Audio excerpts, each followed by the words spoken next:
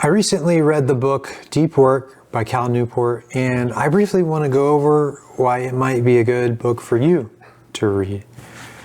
I don't have it in front of me because I read it as an audiobook, which I absolutely consider reading, and don't let anyone argue with you on that. It's the same thing, gets the same result, and you can read while driving legally. But to the book, it is focused on the concept of deep work, hence the name, which is highly concentrated, focused work that takes either a lot of thought or, would you say, effort. It's a lot of that. Focused effort, a lot of it. And he contrasts that with the idea of shallow work, which things that don't require a lot of mental effort, which can be emails, meetings, going on your phone during work, and all of these things really fragment your attention and cause issues when trying to do something that's very intentional and takes a lot of effort.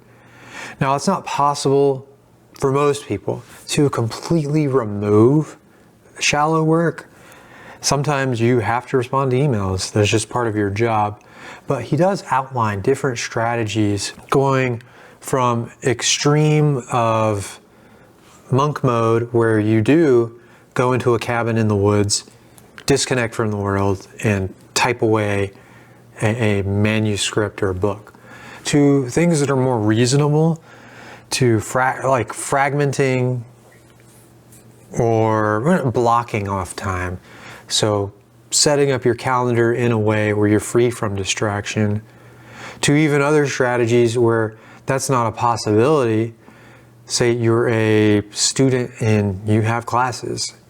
So trying to take advantage of free time that you do accrue throughout the day. But he sets up strategies for that. Personally, I gained a lot when he talked about the things that fragment our time. So phones in particular, I even made a video on this a few days ago, that I've personally applied those concepts to better focus my attention at work. Even in email, I created custom rules so that I'm not getting bombarded with every single email. That I get them, I don't see them until I want to see them, specific ones that are unimportant at the time. Just things like that paint a pretty good picture of how to do better at what you're wanting to do.